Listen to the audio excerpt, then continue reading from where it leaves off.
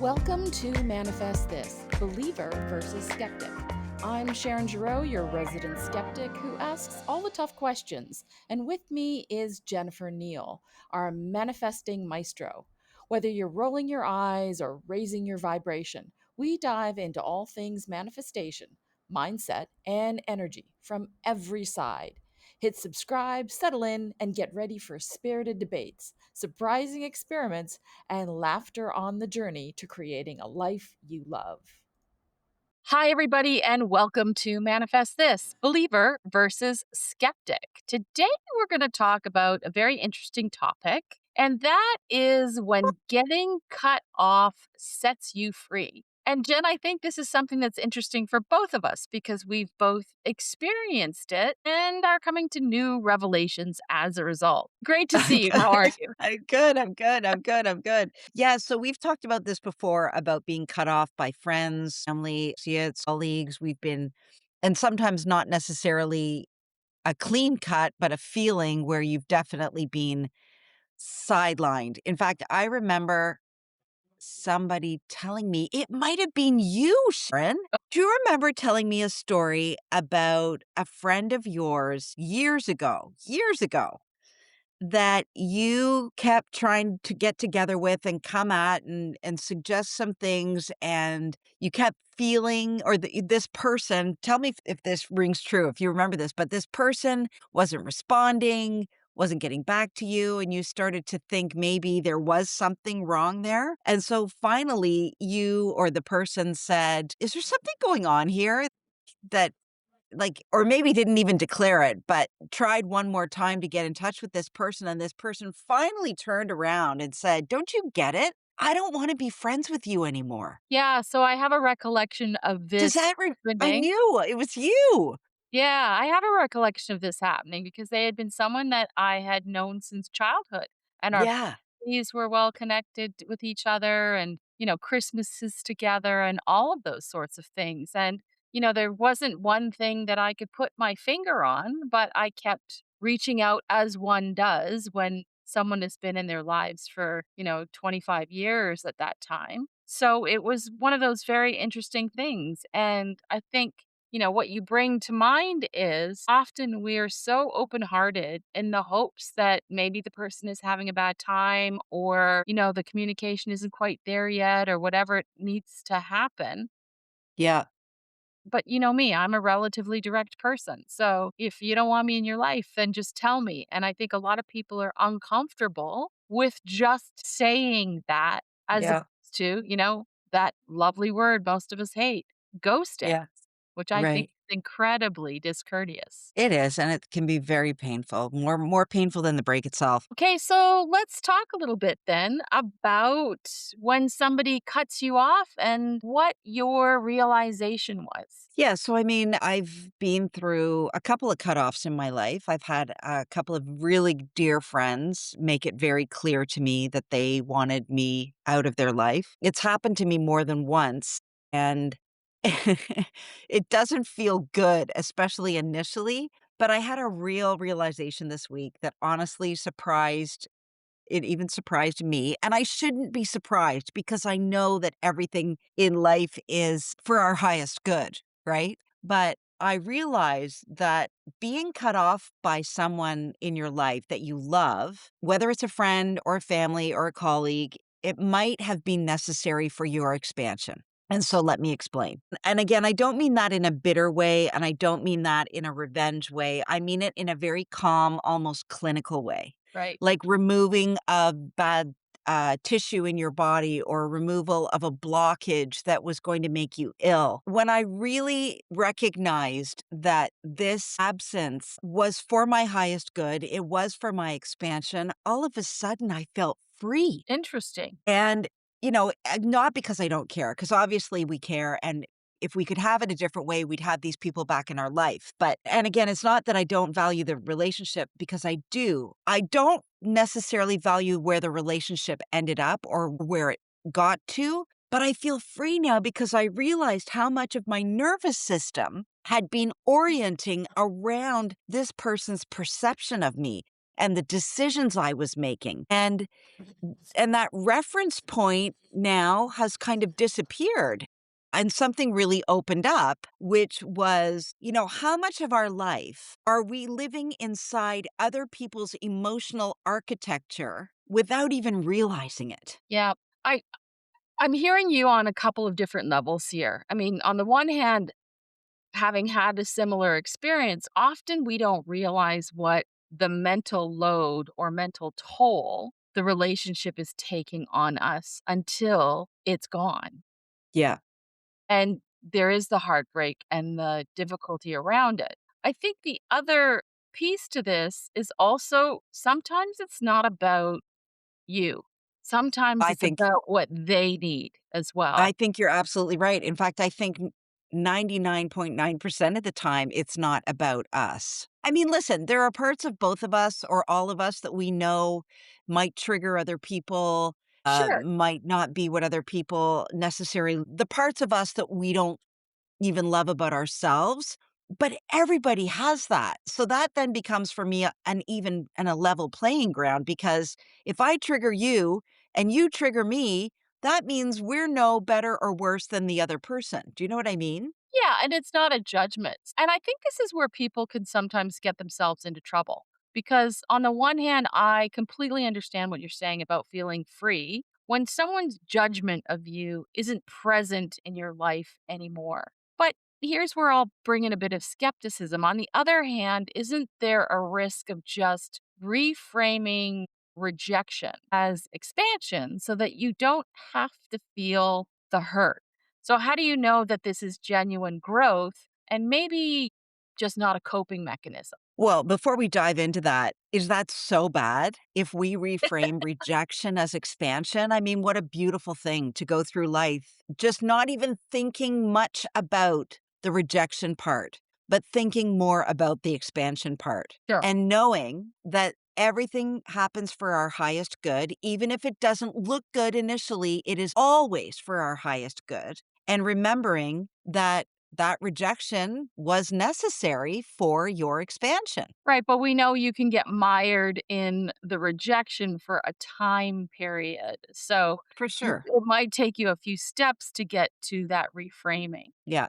No, for sure. So, listen, I think the answer lives inside the nervous system, not inside the story. And I'm not a doctor, I'm not a nervous spine expert, but I do understand the connection between your nervous system and what you want in your life. Mhm. And listen, this isn't about pretending that something doesn't hurt because let's face it, if somebody kicks you out of their life, whether it's a friend or a family member, it hurts because the Sure. first thing we do is, what did I do wrong? We immediately go to self blame.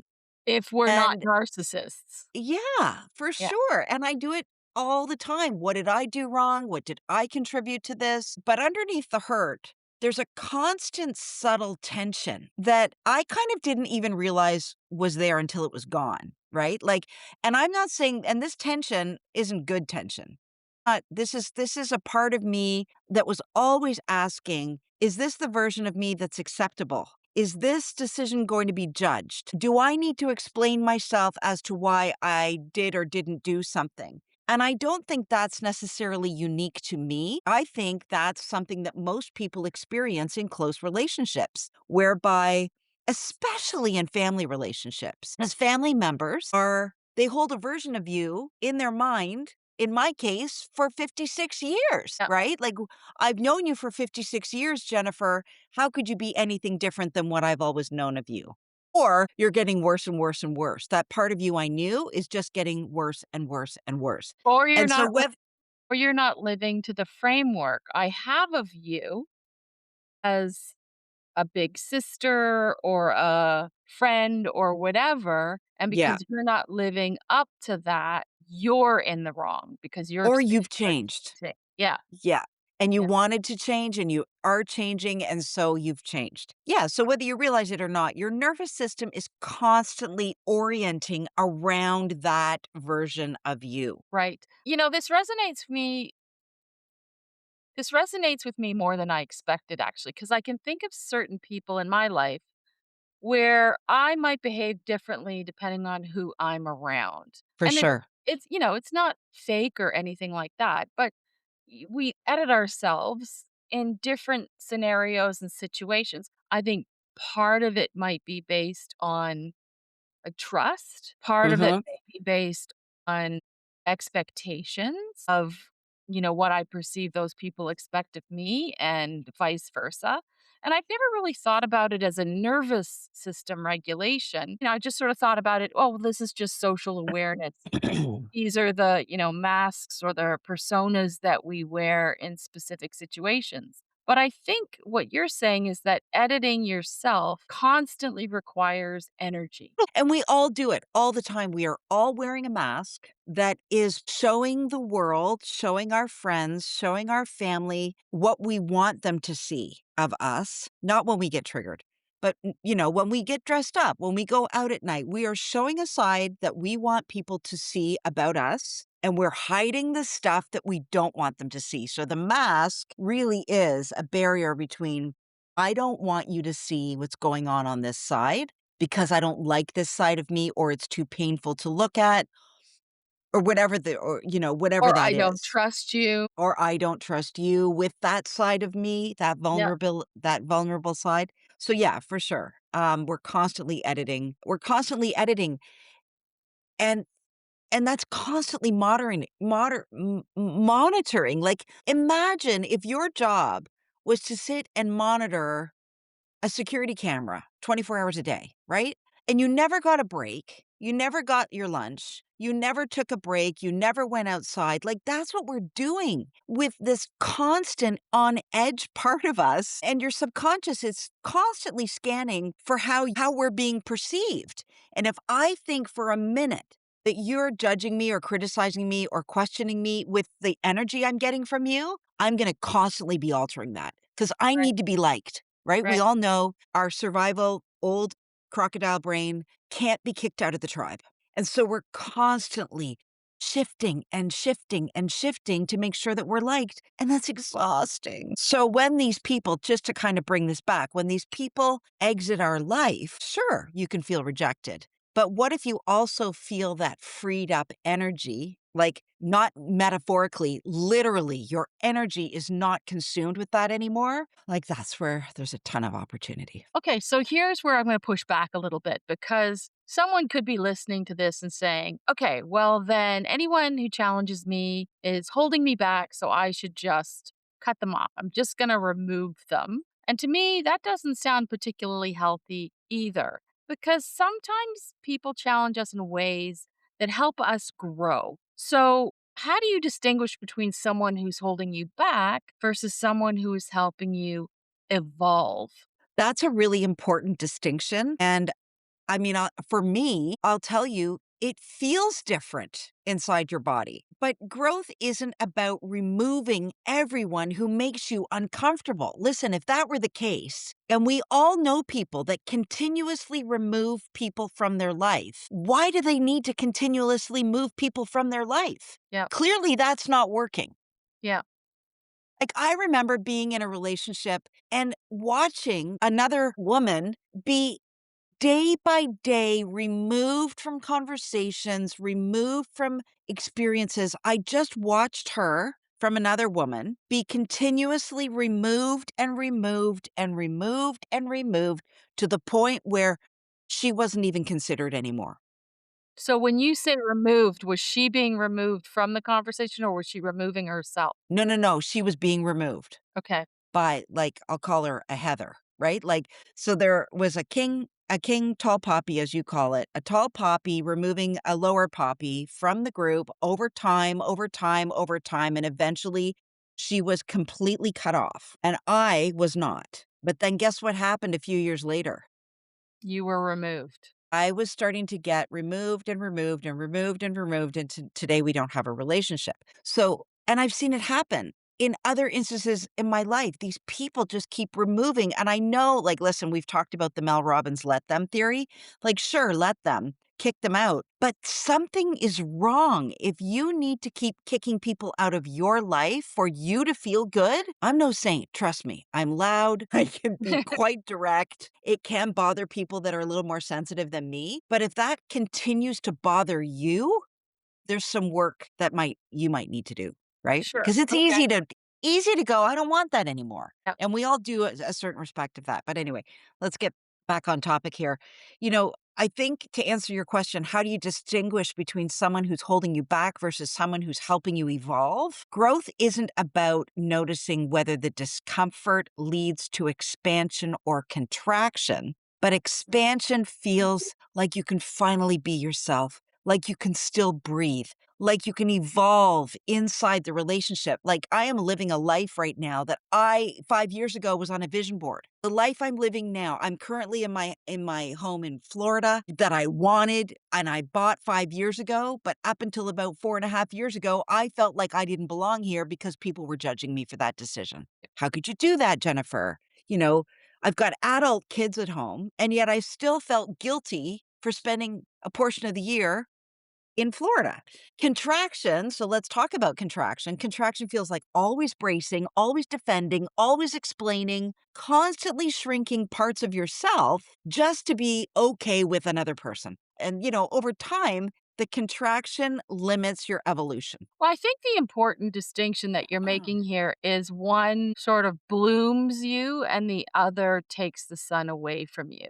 And I think if you're dealing with individuals who put you in a place where you are not blooming, I mean, we've always got opportunities to expand and grow, but that only really exists if there's willingness on both sides. And Yeah. if there's one party that just wants to shut it down and isn't interested, or interestingly enough, might have the expectation that, oh, well, since you were always the fixer, you will chase me. You will make it better. You will Mhm. concede. You will A, B, and C because that's what they're used to from you. Mhm. But if you're the individual who's like, "But I've evolved and I've grown, and that's work or a mask I don't wanna wear anymore," then it becomes a point of friction. So sometimes it's less about what the other person is doing and more about what your nervous system is doing in response to them, where you can then make the decision, "I can't do this anymore," Mhm. regardless of what their expectations are. Yeah. As we talk about this and as I think about this, I'm thinking, well, Jennifer, didn't you do the same thing? Didn't you realize you're better off without that energy in your life? And part of me is like, why couldn't you be expanded in the relationship? Why Right. couldn't you have felt, I don't care what you think. I love you so much. I don't care what you think. I wanted this. I'm living this. I'm going to just relish in this. And I often ask myself, why couldn't you feel this way in that relationship? But I couldn't. But again, I wasn't the one that left. So I think God's source, inner being, the universe, whatever you want to call this infinite power that is within all of us, knew I couldn't get to my next level of expansion and what I want in life with that person in my life. And therefore, they removed it for me. And Right. now I'm like, hallelujah, because I feel like I have got this massive weight off my back now. And I don't know whether I would have done it myself. Mhm. So, you can still love someone and someone can love you and still hold a version of you that you've outgrown. Like, I love that saying when someone says, oh my gosh, you've changed. And you have one of two reactions to that. You can say, no, I haven't. I'm still the same person. I'm here, I'm in here. Or you Yep. can say, you betcha I've changed. And I worked on that change and I didn't want to be that version of myself anymore. So, someone can still love you. They can still hold a version of you that you've outgrown. And their nervous system might still expect you to be that person, Mhm. right? And you might get together again and they still expect, well, maybe this time she'll show up as the same person. And you don't. And then they'll say, well, and maybe this time you'll show up as that person that I knew and grew up with and knew so well, and you don't. And so when you're not the person they expect you to be, that creates friction. Not because you're bad, not because they're bad, but because you're no longer operating inside the same identity agreement that you had in your past. So I'm smiling because here's where I'm amused. Okay. We fundamentally, as human beings, we change every single day. So even that person who observes you and says to you, but you've changed, have themselves changed as well. Mhm. And what they are not realizing is that as much as the person they're observing has changed, so has they, which then naturally means that the relationship itself will have changed. For sure. Yeah, I mean, we know we can look at, and I have experienced, even in a romantic relationship, if the two energies stay the same as to how they came together, you keep going along, everything's great. But if one person starts to grow and the other person doesn't and stays the same as they were on the day that you met, that's danger. Danger, because that's going to continue to rift. yeah, And it's really hard to bring that back in because this person's never gonna go back. right. The one that's going off and growing is never gonna come back to what they were, and unless the other person starts to do some growing as well, it's a recipe for disaster. So here's where I struggle a bit with the spiritual framing of this because Okay. I worry that saying this was necessary for my expansion makes it sound like everything is preordained or purposeful. And sometimes, relationships just end because, as I said to you earlier, people are gonna people. People are just messy, or maybe somebody made a decision, or maybe the timing changed. So, why does it have to mean something bigger? Well, let me explain it to you the way that I understand it and the way that I kind of build a metaphor around it. I'm looking at this beautiful tropical tree outside my window right now. And some of the leaves are beautiful and green, and the flowers are pink and gorgeous. And others of the leaves are dying, and the branches are doing this, they're hanging down and they're dead and they're going to fall off. That tree, though, is not going to stop growing, right? The tree, everything in nature is so abundant, it never stops, but it can't take everything with it. Yeah. It can't take the dead leaves, it can't take the dead bark, it can't take the dead flowers with it, and it doesn't care what the shrub beside it thinks about it. It can't take what used to serve them with them Exactly. in And order it to grow. used it, and it powered it, and it fed it, and then it fell away. And so if we just look to nature, like all of these beautiful little shrubs out my window, they're all happy together. And they're changing together and they're dropping dead stuff off of themselves together. And they're so happy.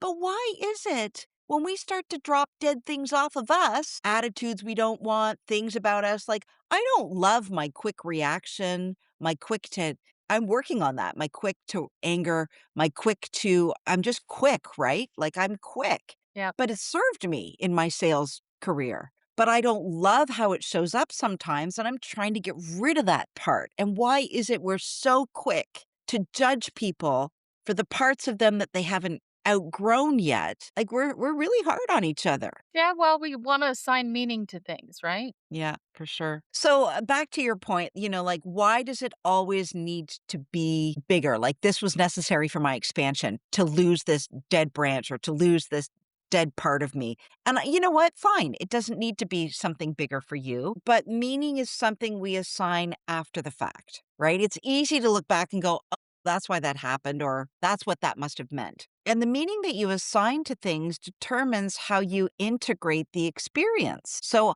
I mean, I've always had a tendency towards growth and towards expansion and towards wanting the biggest, boldest, best, most beautiful life. New movie out, by the way, The Big, Bold, Beautiful Life that with Margot Robbie. Haven't finished it yet, but like there's this big, bold, beautiful life out there for us. And this movie, as I say, I started watching it on the plane on the way to Mexico and I couldn't hear very well because the plane was so loud. So I decided to park it and I'll come back to it.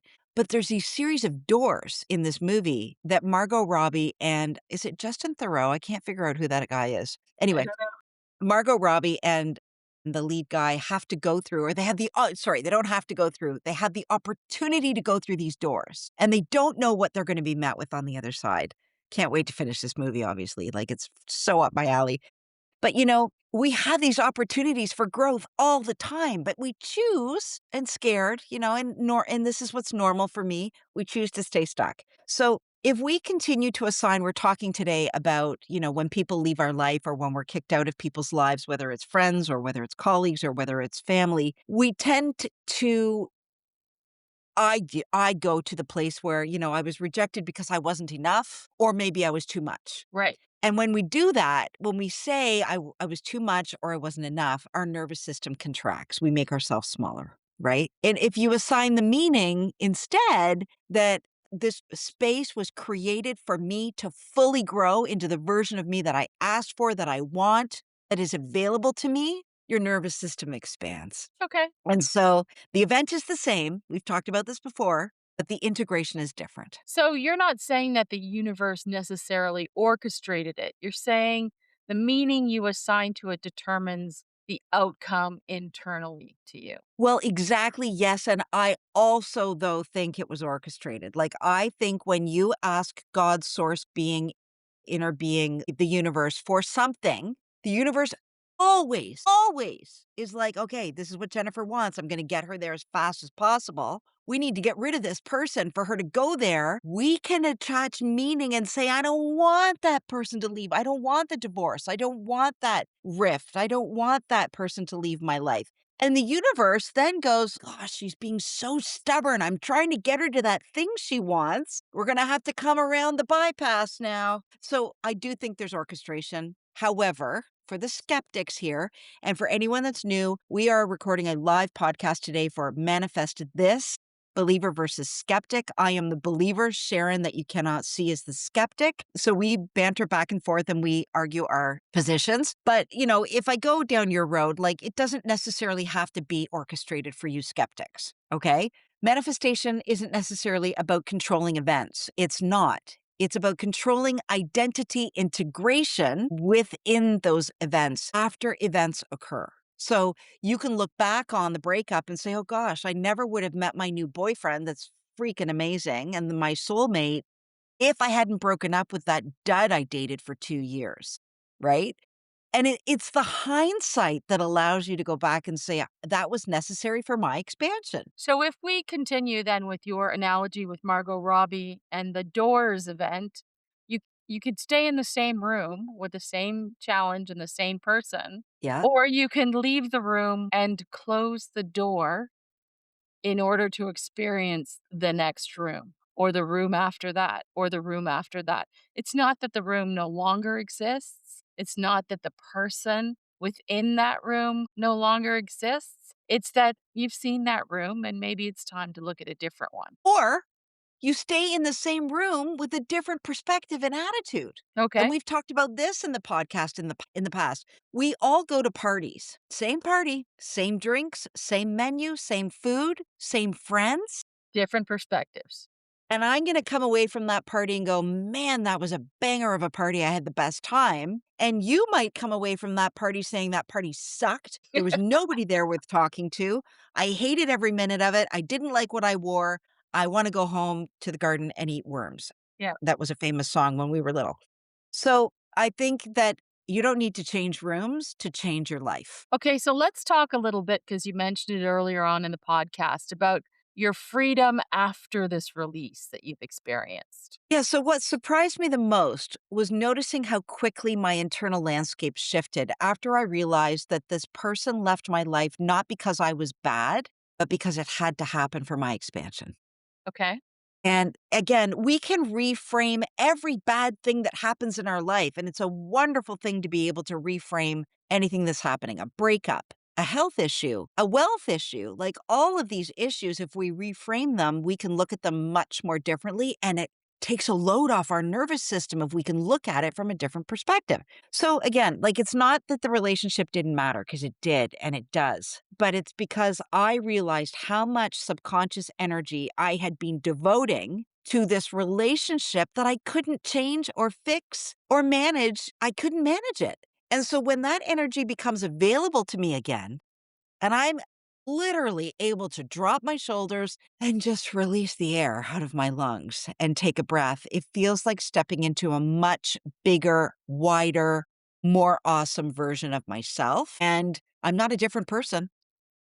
I'm just a person without restriction now. And I'm not so hard on myself. And I think what's really interesting in all of this too is we're not describing anger here at all. It's not Uh-uh. they did this and they should have done that and I expected this. What you're actually describing is a clarity around how you want to relate or not relate to that person. And I think that's a very important distinction Yeah. because clarity doesn't need the other person to be wrong. It's just acknowledging that something's changed. Totally. And again, it's taking the energy away from that, the bad energy. It's Yeah, taking away the energy that says, I was bad, she was bad, he was bad, they were bad, it's all bad. It's not bad. It just is. And what does that open up for you, maybe? You know right, what I mean? So, yeah, it's not about blame. It's about recognizing when your nervous system doesn't feel good and eh, and it's no longer when you're constantly organizing it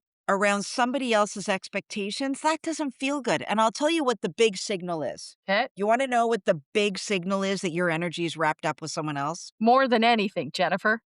You talk about them all the time. Interesting. Yeah. You talk about them all the time and how much you wish things were different, how you don't know what you did, you don't know what happened. You talk about them all the time to anybody that will listen. Right. And when you are constantly talking about a relationship in your life that is not working for whatever reason, that's your first signal that your energy is wrapped up with this person and not in a good way. Okay. So let's have a bit of a closing reflection. So if someone is listening and they're currently going through a rupture in a relationship, what would you want them to consider? Well, I'm going to tell you what I did, right? So I try not to say anything that isn't something I've either gone through, been through, or had to deal with. So the simple question I have started to ask myself is this: do I feel more like myself with that relationship in my life or without that relationship in my life? Whether I can get there or not, we all should be able to live like the bushes out the window, right? Everyone gets along. Everyone knows you're different. We got some high, we got some low, we got some pink, we got some green. But humans can't do that very Right. well. Right. So, do I feel more like myself or less like myself in the absence of this relationship? Okay. Because the answer will tell you everything. It's not about the other person, it's about your nervous system. How do you feel now that that relationship has ended or stalled or paused? How do you feel? And your nervous system always knows where your expansion lives. So this is a very grounded way of looking at it because no one is villainized and it's really just acknowledging change. Yeah. Release isn't always loss. Just like back to the analogy of the trees. Like they're not worried about these dead leaves dropping. They're probably quite happy to know that they're continuing their growth and continuing their beauty and their expansion. So sometimes it's the removal of unconscious limitation. Like we just couldn't get to the next level consciously because this is holding us back and it's trapped in our subconscious. And when that limitation lifts, that's where all the fruit is. Back to the tree analogy. One of my favorite quotes from back even in my 20s was, "Don't be afraid to go out on the branches because that's where all the fruit is." Lovely. Well, with that, Jen, thank you very much for this very interesting discussion, as always. And to all our listeners out there, I hope you enjoyed this. And we look forward to delivering you another podcast next week. Thanks, everybody, and bye for now. So that's a wrap, live listeners on our podcast today. This is the first day we've gone live with it, and we're going to do it again next week. So, as much as we haven't co hosted live in TikTok, we might do that next time.